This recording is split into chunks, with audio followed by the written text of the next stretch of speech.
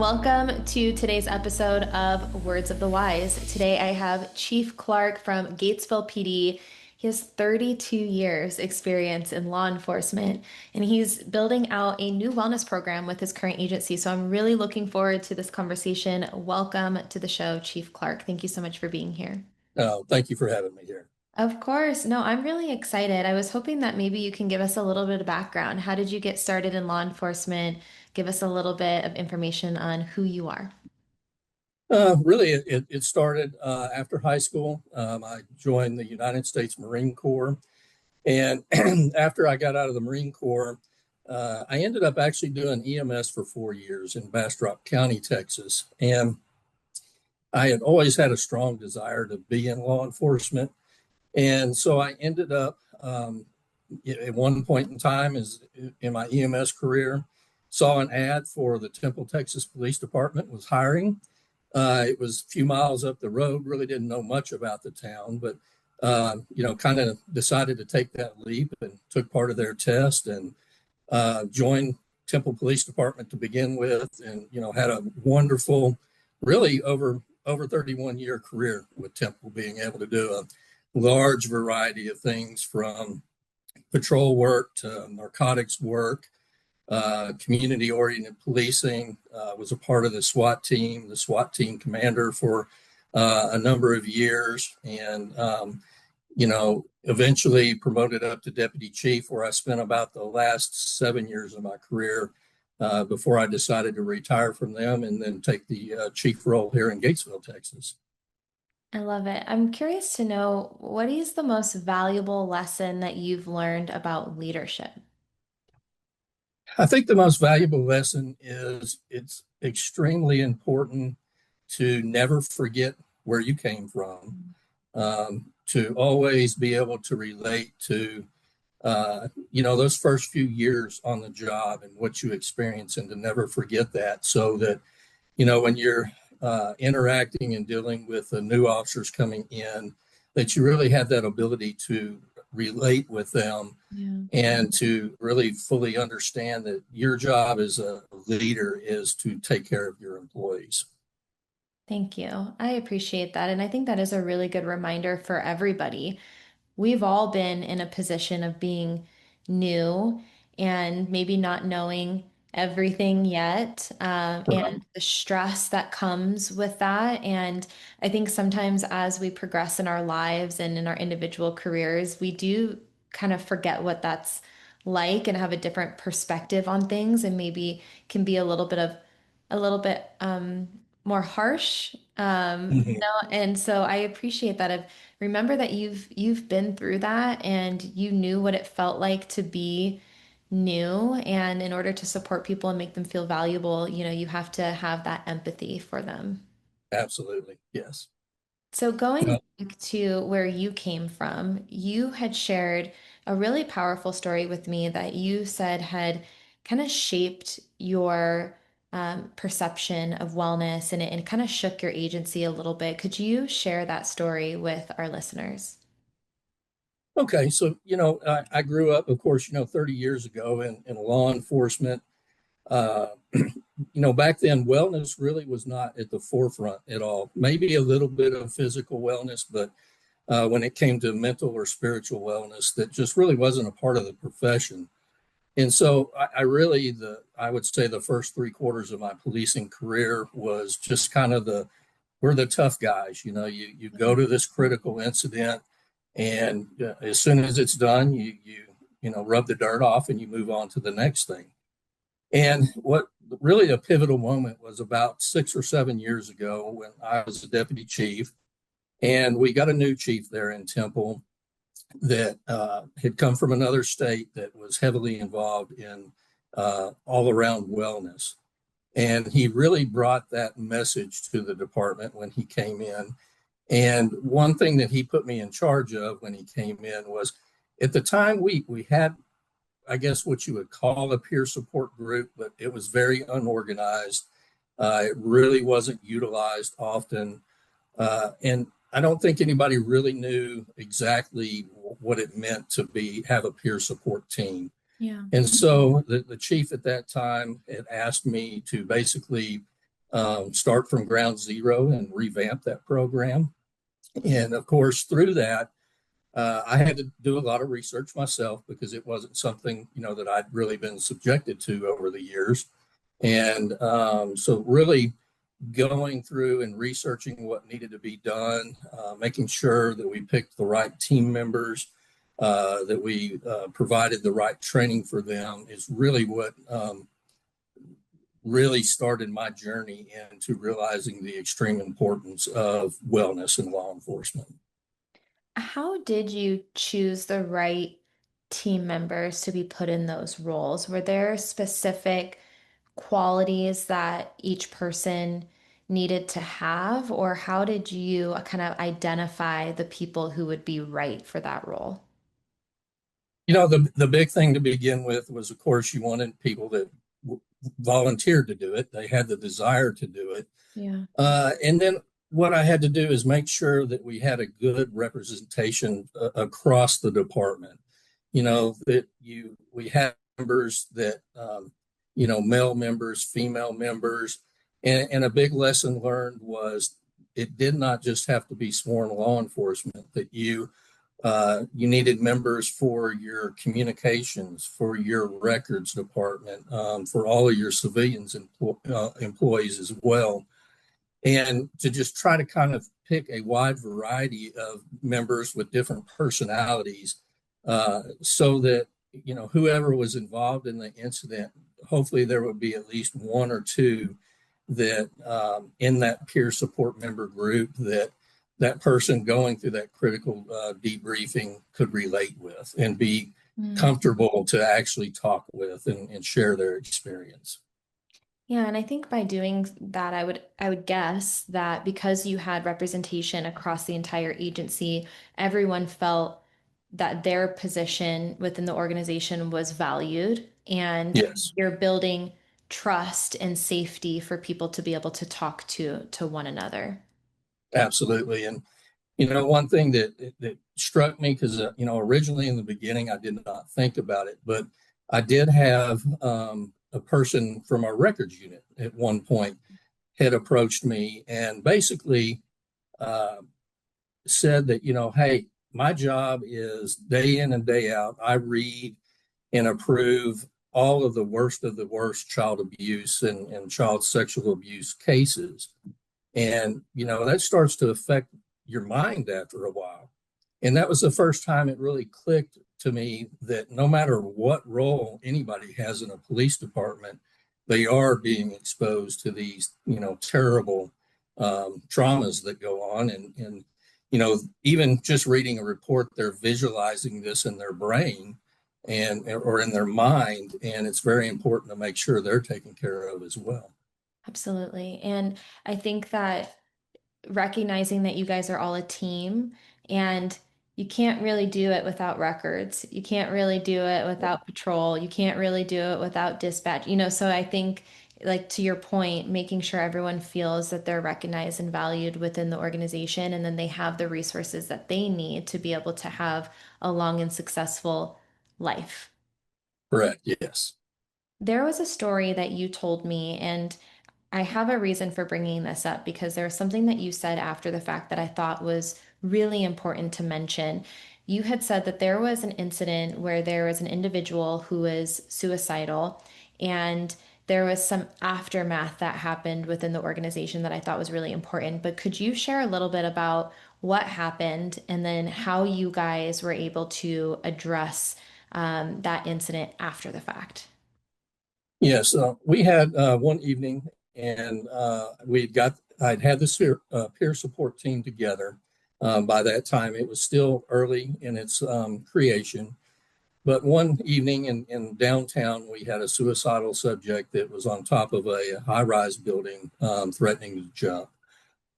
So I responded out there with, a lot of other officers, several of our negotiators, and there was probably about an hour and a half long conversation with this individual, trying to talk him off the building.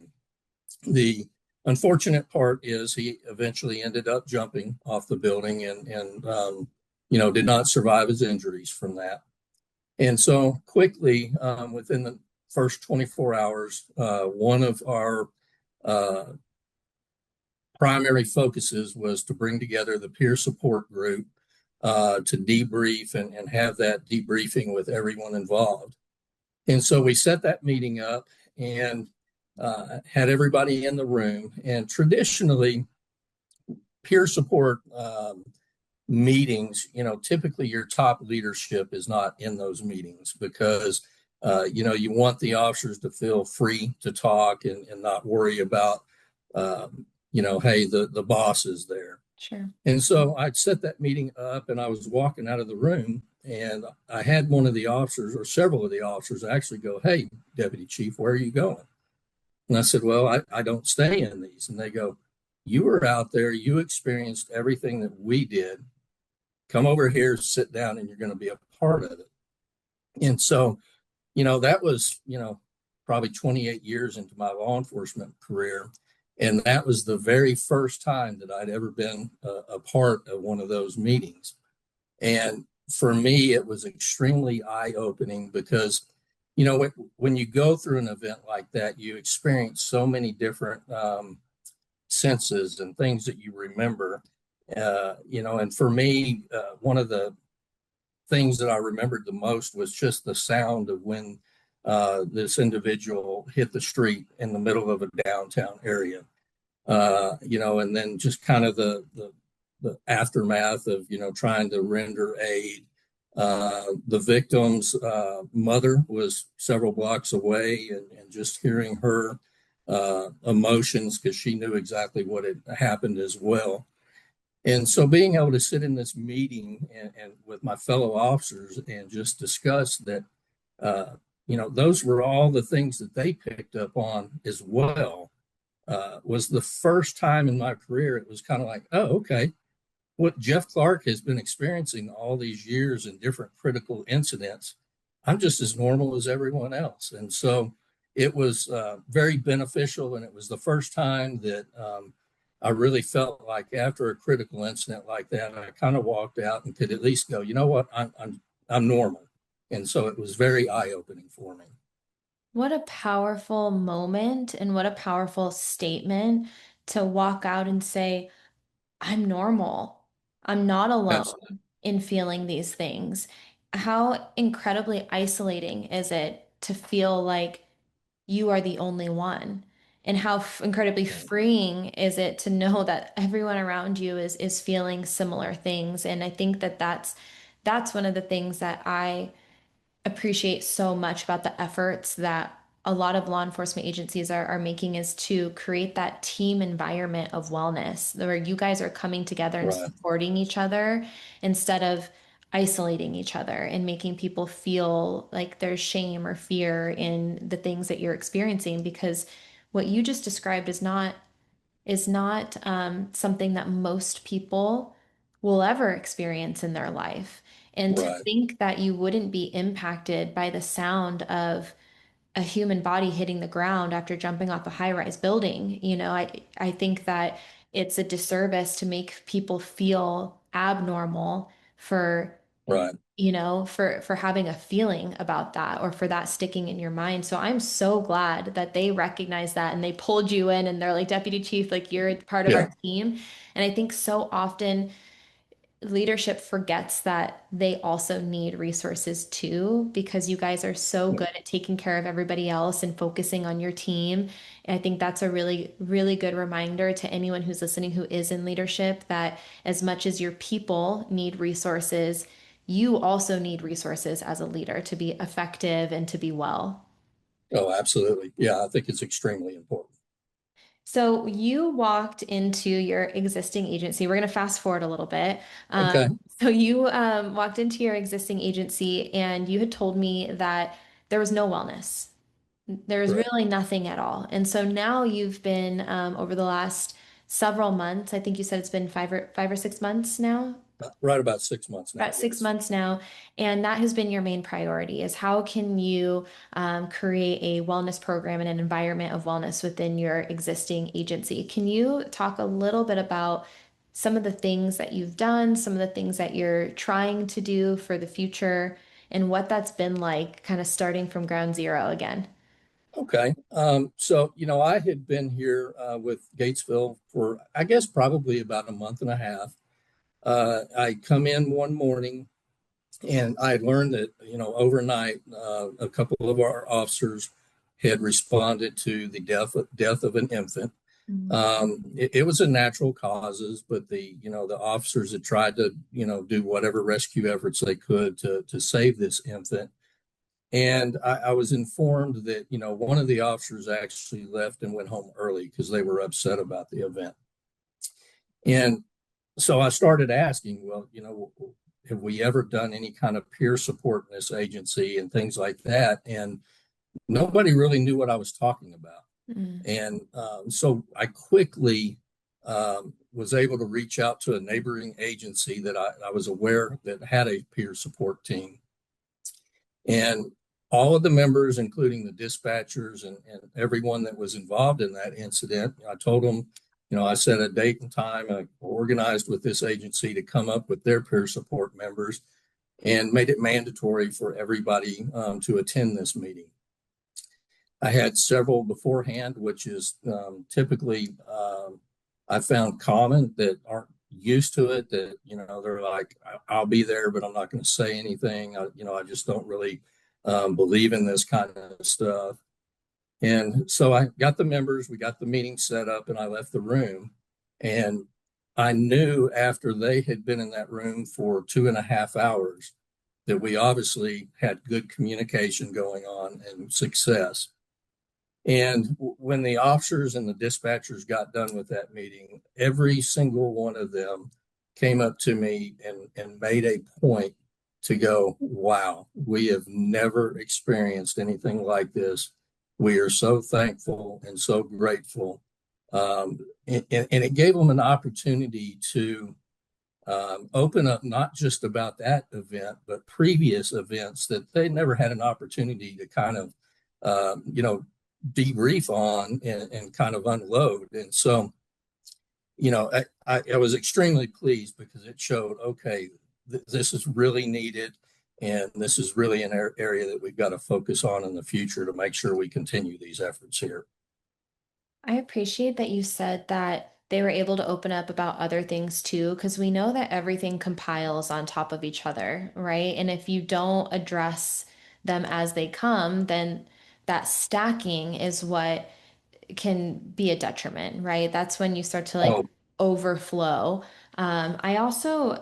I know you said that you reached out to another agency for help, and I think that a lot of people maybe don't recognize because there's a lot of small agencies out there that don't have resources, or maybe they feel like they're too small to have a peer support team because everyone knows each other. So I think that's right. an important reminder that you guys can lean on each other. You can get support from agencies around you, and you're not, I mean, it goes back to like you're not alone. There are so Mhm. many other people, and I think if you guys can start to like zoom out a little bit and recognize that you're stronger together and that there are people who already have resources that maybe you can utilize, then that's a really effective strategy, especially if you're smaller.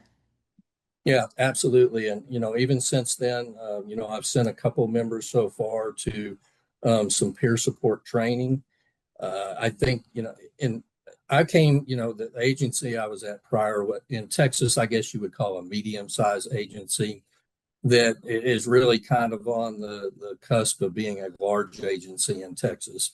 And coming to a smaller agency, and then kind of the surrounding small communities around here has shown me, where we're really lacking. And when you think about Texas, for the most part, most of them are small agencies, really, when you count them all up. And so to me, that's a major push to make sure that we come together and, even if it's, hey, we have a couple of peer support members that we can team up with a couple of years of peer support team members, and again, just work as those teams and help each other out as needed is just going to be vital to, getting that awareness and that benefit out to all of the officers. 100%. I wanted to ask you, you said that maybe in the beginning when you talked about the peer support team, you had some people that are like, I'm not really a believer. This isn't for me. I don't think that this is going to be beneficial. But then you had this overwhelming response of gratitude and benefit from that conversation that you guys had. Did you see a shift in buy-in or receptiveness after that first initial like step in that direction, or how did that go? Oh, absolutely. I think you hate to have any kind of tragic incident like that happen, especially early, in your tenure as a chief.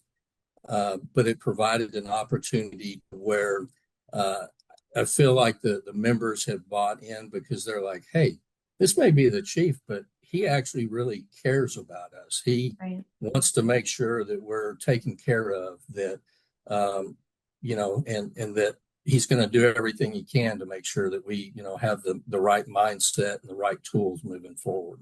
Yeah. How do you think, because it really fascinates me that you came from a generation, like you said earlier, where you didn't talk about it. It wasn't acceptable to not be okay. It was get up and, get the dirt off and keep going.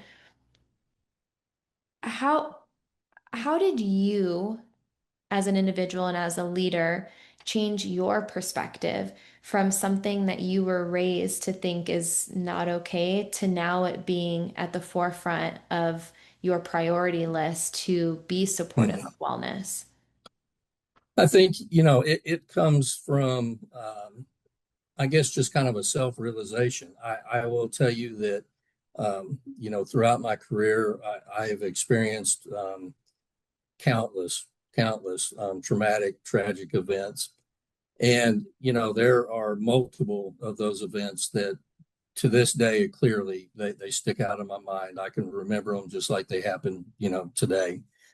And by becoming, kind of organizing the peer support and then starting to see the effect that that had on the agency. We had a debriefing for one officer or a group, but there was an officer at my previous agency that went in that was like, I'm not saying anything, I'm not doing anything, I'm tough, I'm previous military.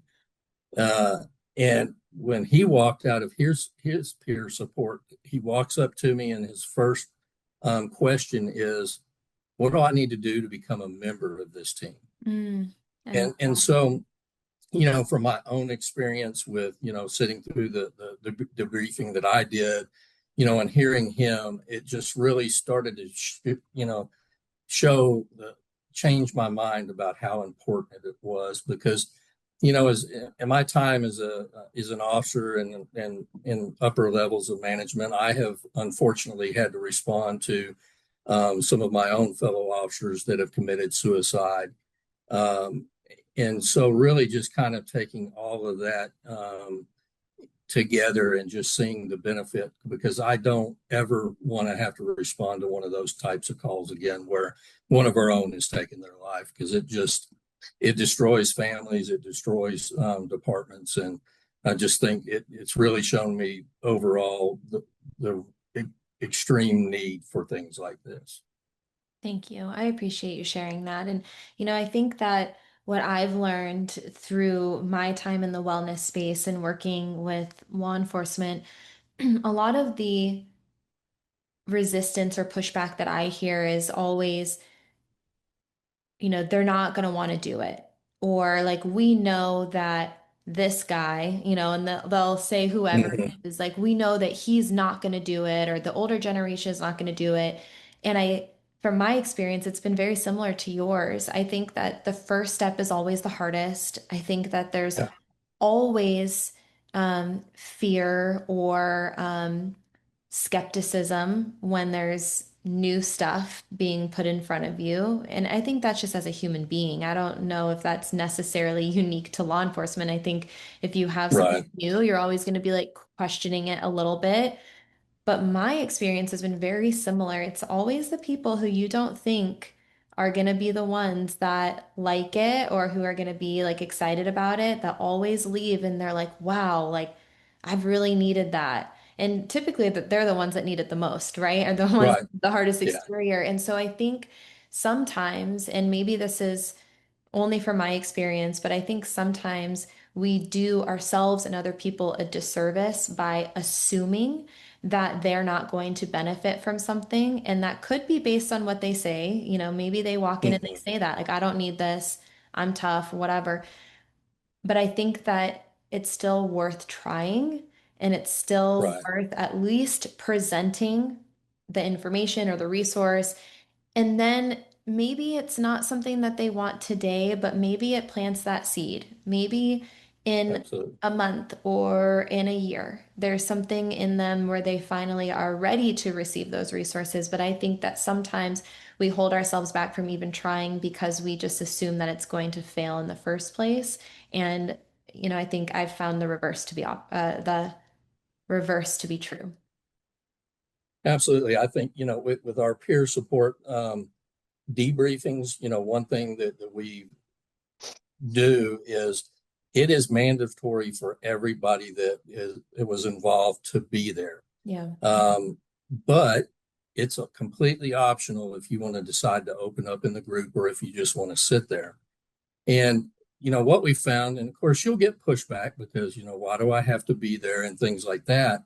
But again, like you stated, we find after time, and it might not even be that first time, but maybe they're sitting through their second or third, and they finally realize, I can start to open up, and you kind of build their trust, through there. And I think again, a lot of the stigma behind it is, well, is the chief or the assistant chiefs, are they trying to get information to do a fit for duty on me and things like that? And I think you just have to they have to learn to be able to trust you that, typically, um, after a peer support debriefing, the chief, the assistant chiefs, they're not getting the debrief from that team telling them what was talked about and who talked about what.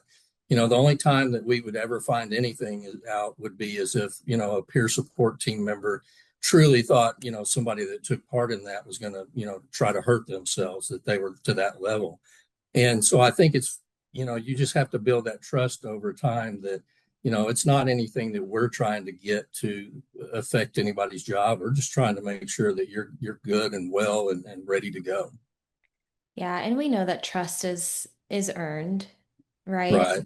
And I think especially in from your perspective of coming into a new organization that's never had anything before and you're the new chief, that I would imagine that it just takes time for them to see those things. You know, a lot of times, and I think again, this is human nature, like we have to see these things being modeled. Um, Hmm. again and again and again for us to Right. then trust that process and trust that it's safe. So I think you're right. I think as you know, leadership, just continuing to model that and to show your people that you know they are safe to talk about those things. I wanted to circle back to something you said before, and I was hoping to get your insights on this because you said that you have experienced people in your life and in your community take their lives. And I think that there has been so much more awareness over the last few years on mental health and resources, like you said, peer support and therapy and all the things, you know, that organizations are trying to integrate to support mental wellness. But we still see suicide happening today in this profession.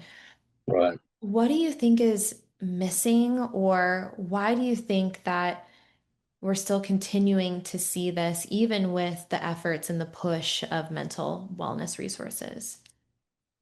Well, I think, partly we probably still see some of this because, uh, again, you've got a lot of the major agencies across the country that have really jumped into the wellness.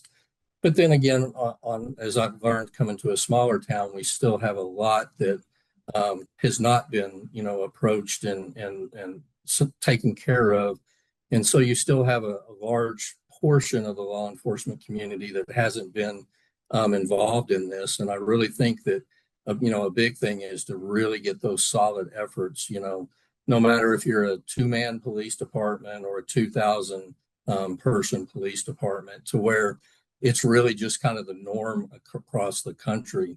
to bring that in. And then I think some of it too is you have uh, some members that have been in the profession for a long time that are suffering from, cumulative PTSD. Mm. Um, and, it just really, they never had the opportunity to, be able to properly deal with that. And sometimes I think it just gets to a point where, all of those tremendous events that are left in their mind over the years just gets too much of them. Yeah. There are a few things I wanted to kind of touch on that you said. One is that we know that funding is a challenge, especially, and I'm not saying exclusively, but I would say especially for smaller agencies. I've also worked with a ton of large agencies that also don't have money for wellness. So I don't think it's Right. exclusive to small, but funding can be a challenge. And I truly believe that every single person matters. Every person Absolutely. matters. It doesn't matter if you are in a big metro or if you're in a small rural area. Every single person within the first responder profession matters and deserves to have accessibility to resources. And I want this to be a message because, obviously I work in this space and so I'm familiar with the inner workings. And I think that there are a lot of small agencies that don't have the ability to afford programming because programming Right. is created to be expensive. It's Yeah. created to have minimums and it automatically eliminates anyone who doesn't have the budget for a 10,000, 20,000, whatever plus program. And so my hope is that there are more people out there that recognize that it shouldn't be about the money, it should be about the person and how can we support every single person in every agency, regardless of the money proponent, like make it affordable Right. for everybody. I also think to your point, proactive wellness is so important, and I think that you're right. There is a whole generation that never had it. And so they went through their entire career with the same cumulative trauma that everyone has, still today, but with the lack of resources. And so I think now is the time to start with the proactive wellness so that we can set, future generations up for success and make sure that they have everything they need to offload those things. I also think that it's a reminder to anyone who has been in this career a long time that there are still resources for you and there are still ways that you can offload and unpack some of those things. And I have my own personal experiences with my own traumas that I went through in my life, and I know what it's like to shove things down, and I know how painful it is to revisit and to process those things. But I will also say that it is so freeing to be able to do that and just to get some of that weight off of your shoulders that you've been carrying Right. on for so many years. So if there is anyone who's listening who is in that position where maybe you didn't have the resources earlier, there are resources now, and there are things that can help you to become lighter.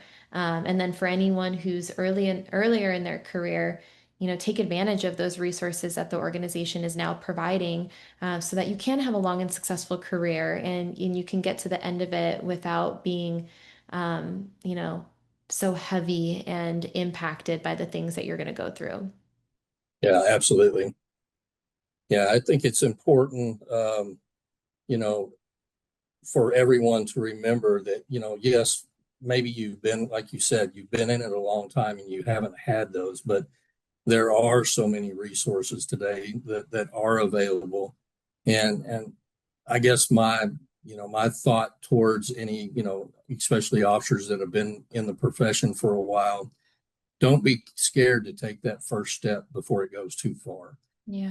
There's so many different, here in Texas, we have a statewide program that started up here over the last probably year and a half called the Texas Peer Law Enforcement Network. It's an anonymous phone number.